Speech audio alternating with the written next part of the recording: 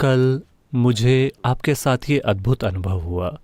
वो एक सामूहिक अनुभव था और फिर मैंने साधकों के साथ और स्वयंसेवकों के साथ आपका रिश्ता देखा इस अद्भुत कार्यक्रम में।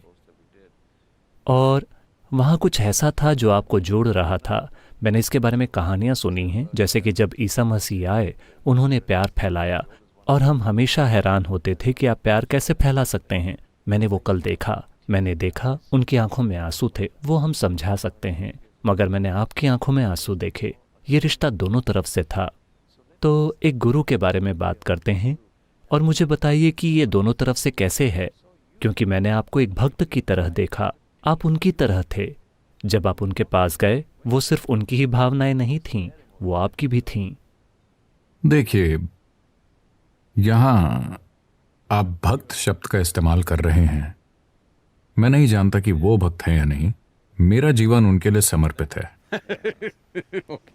ये पक्का है। मेरा पूरा जीवन इस धरती के हर इंसान, इस धरती के हर जीव के लिए समर्पित है। तो भक्ति सिर्फ एक गहरा प्रेम संबंध है। जब मैं एक गहरा प्रेम संबंध कहता हूं तो आमतौर पर इन दिनों कम से कम लोग ये समझते हैं कि एक प्रेम संबंध का मतलब किसी प्रकार का लेन देन है। भक्ति एक गहरा प्रेम संबंध है, सिर्फ देने के लिए। उसमें लेना है या नहीं ये मायने नहीं रखता और ये आपके दिमाग में भी नहीं आता। तो मेरे लिए मेरा प्रेम संबंध उस हर चीज के साथ है। मैं जिस भी चीज को देखता हूं, चाहे वो एक आदमी, औरत, बच्चा, सजीव या निर्जीव हो, इससे फर्क नहीं पड़ता।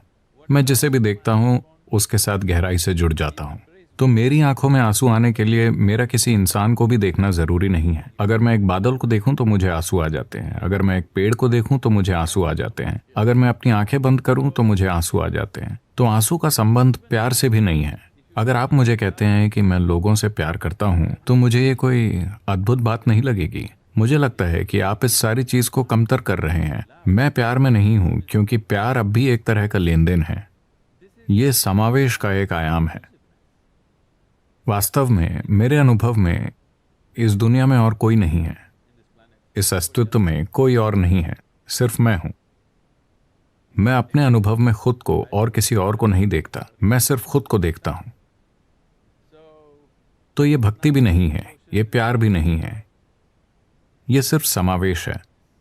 और ये मेरा विचार नहीं है, ये मेरा सिद्धांत नहीं है। अस्तित्व ऐसा ही है।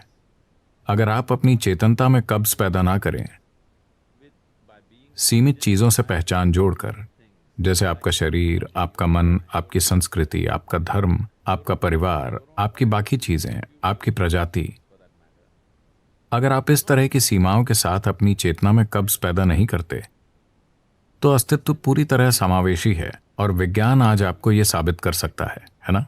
जैसे ही लोग आपको देखते हैं, भले ही दूर से, अचानक प्यार उमड़ने लगता है, मानो प्यार की बरसात हो रही हो।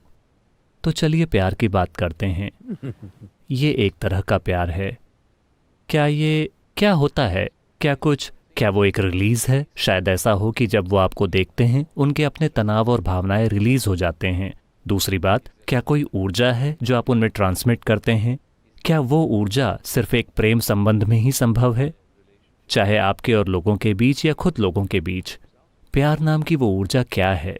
और फिर पुरुष और स्त्री के संबंध की बात करें, क्योंकि ज्यादातर लोग वही प्यार जानते हैं, चाहे आप उसे प्यार कहें या नफरत। मगर चलिए प्यार की बात करते हैं।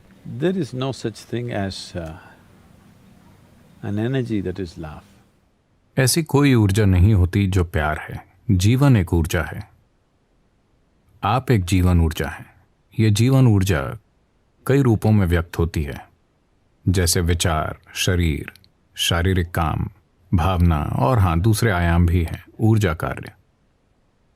अगर आप अपने जीवन में सिर्फ शारीरिक काम कर पाते हैं तो उस काम की अवधि और दायरा बहुत सीमित होता है, क्योंकि आप अपने शारीरिक काम को अपने मानसिक काम से सशक्त बनाते हैं। आपके मानसिक काम की स्पष्टता और तीव्रता के आधार पर आपका शारीरिक काम एक अलग स्तर पर चला जाता है, जैसे कि वो मानसिक काम की वजह से एक अलग आयाम में चला गया हो। अगर आप कोई फिल्म बनाते हैं और उसमें सिर्फ शारीरिक चीजें हैं तो ये एक पहलू है। उसमें बुद्धिमत्ता भी शामिल है, ये दूसरा पहलू है। उसमें भावना भी शामिल है, ये एक और पहलू है कि नहीं? तो ऐसा ही जीवन के साथ भी है।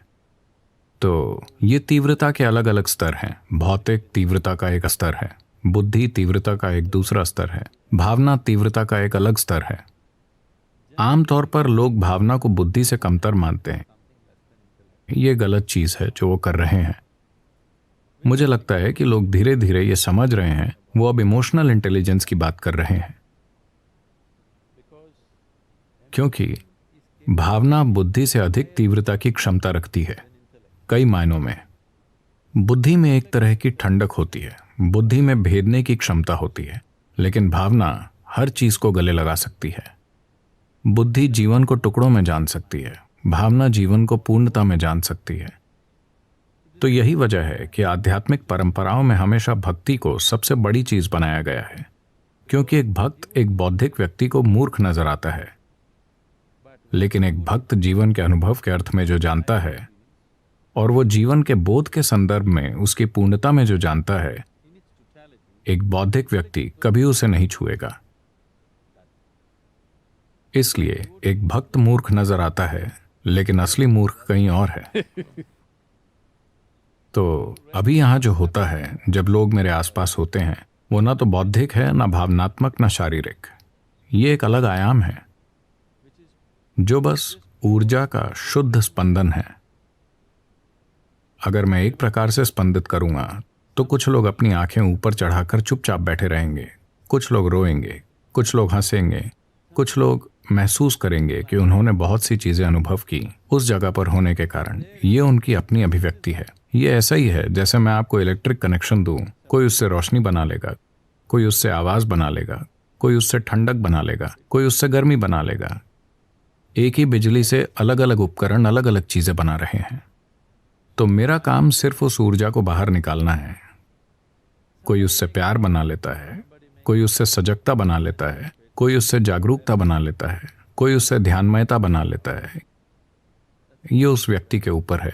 ये उसके विकास और उसकी ग्रहणशीलता पर निर्भर करता है कि वो कैसा है। तो क्या मैं एक प्यार ऊर्जा पैदा कर रहा हूं? प्यार ऊर्जा जैसी कोई चीज नहीं है, सिर्फ जीवन ऊर्जा है। सिर्फ जीवन ऊर्जा होती है। प्यार जीवन की सिर्फ एक अभिव्यक्ति है। बुद्धि जीवन की दूसरी अभिव्यक्ति है। शारीरिक काम जीवन की अलग अभिव्यक्ति है। सजगता जीवन की एक और अभिव्यक्ति है। तो जीवन अभिव्यक्ति के लाखों रूप पा सकता है, लेकिन लोगों का एक के मुकाबले दूसरे की तारीफ करना एक बड़ी गलती है। वो सभी जरूरी हैं। जरूरी सजगता और संतुलन के बिना प्यार बहुत ही बोझिल हो सकता है ना? So what you're referring to as love, तो आप जिसे प्यार कह रहे हैं वो मूल रूप से आपकी भावना की मधुरता है। आप यहां बैठकर प्यार महसूस कर सकते हैं। आप किसी ऐसे व्यक्ति के लिए प्यार महसूस कर सकते हैं जो यहां है भी नहीं।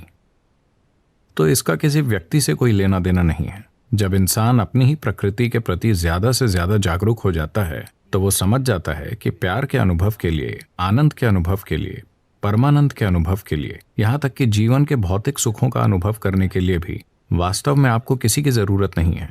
अगर आप सिर्फ यहाँ बैठें, आप अपने भीतर उसे संभव बना सकते हैं, क्योंकि आखिरकार ये आपका शरीर है, आपका मन, आपकी भावना है, आपकी केमिस्ट्री है, और आप ही हैं जो अपने जीवन के सभी अनुभवों को पैदा करते हैं।